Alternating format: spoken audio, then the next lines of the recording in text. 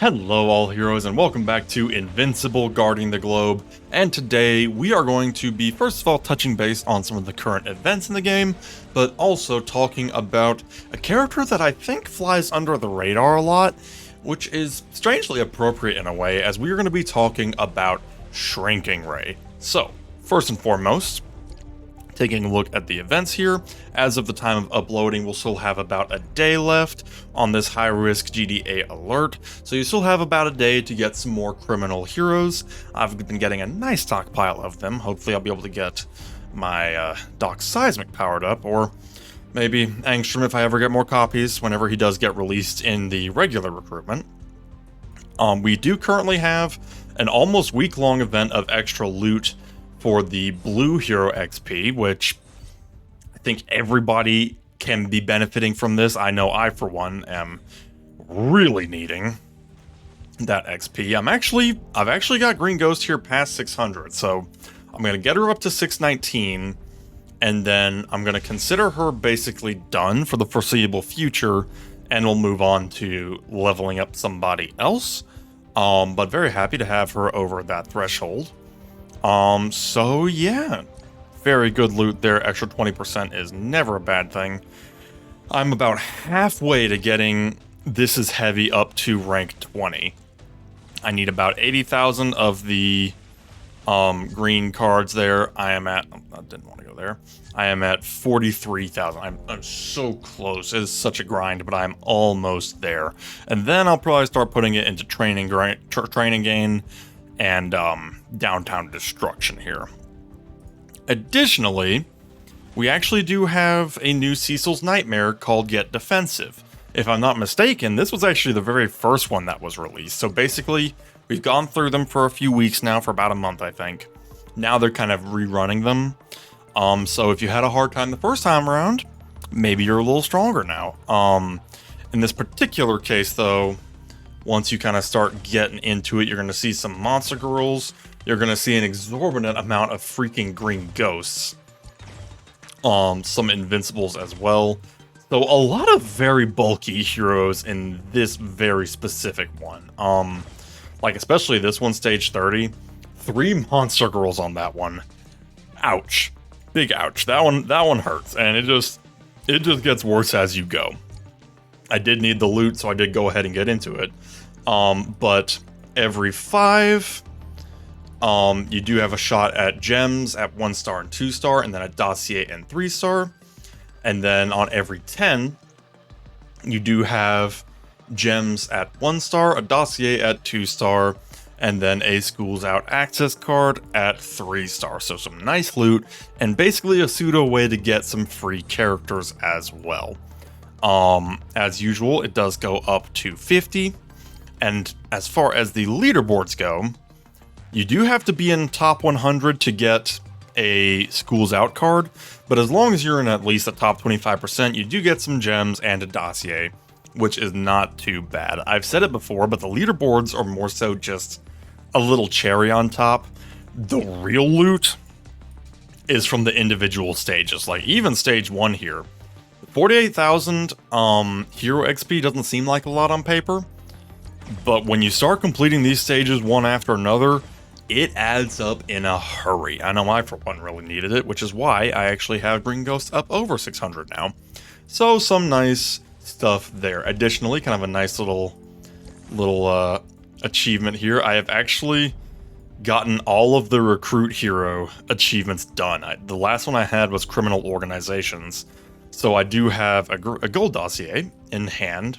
The only achievement I have in the collection section here is reaching level 700, which, if I'm not mistaken, you would need to have at least a omnipotent plus, I think, 2-star character. So not even my Invincible right now can make it that far. He'd need to have at least 1 more star to get up to 700, but I'm not too worried about that. Once I get a character past 600, I'm considering them done for the foreseeable future. Not saying that I wouldn't power them up further, but there's enough projects I can have in this game where I'd be like, okay, time to move on to somebody else. So that is where we are at that point. Now, speaking of characters, let's talk about Shrinking Rae. Shrinking Rae is actually an interesting one. I think her value before Cecil's Nightmares was pretty diminished. The fact that she's an attacker meant that she was competing with characters like Invincible and Omni-Man, which is that's a rough hand to be dealt. However, we do have Cecil's Nightmares, where there will be events that require specifically GDA heroes. So you can't use Invincible, you can't use Omni-Man, and you probably really shouldn't use Duplicate like I do, but that's more of a me thing. So, let's talk about Shrinking Rae, the secret hero of GDA exclusive Nightmares. She is an attacker character, as I previously mentioned, of the GDA faction. She's a melee character, and her tags are humans, the Guardians of the Globe, so she can operate with Guardians of the Globe artifacts and abilities, melee, grounded, and attacker. First of all, Rae behind you, her main ability. Rae shrinks and moves behind the farthest target, then attacks them with 280% damage, pushes them to Rae's previous position, and decreases their defense by 22% for 3 seconds. So there's an interesting amount of stuff going on here. It makes her a backline infiltration character where, let's say you've got an enemy robot or like an enemy mauler with a machine gun in the backline. When she triggers this ability, she will basically rush that target, end up behind them, hit them, and push them to wherever she was, which was most likely in the thick of the combat. Because keep in mind, she is a melee character, so she's going to be clashing with the enemy frontline characters. If she can push the ranged opponent into that fight line, any of your other characters who have AoEs, like Omni-Man's main ability, Titan's main ability, will then be able to include that ranged character in the damage, taking out the enemy team basically just faster as a whole. Additionally, too, kind of adding into that, decreasing their defense by 22%, not bad at all. I mean, you can do a lot in 3 seconds with the right character, so with a little bit of good timing and some luck, this could have a major impact on the enemy backline. Next, we do have Small Protection. Rae increases human allies' defense 5% for each attacker in the enemy team. So basically, if you have human allies and the opponent has attacker enemies, your human allies will get a defense boost.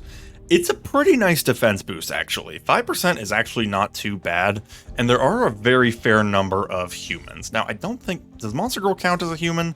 She does, actually. Okay, so that would be one where Monster Girl would get that boost, and that would actually be one that's pretty good. It's a situational one. I mean, most of the time you will see attackers in the enemy team.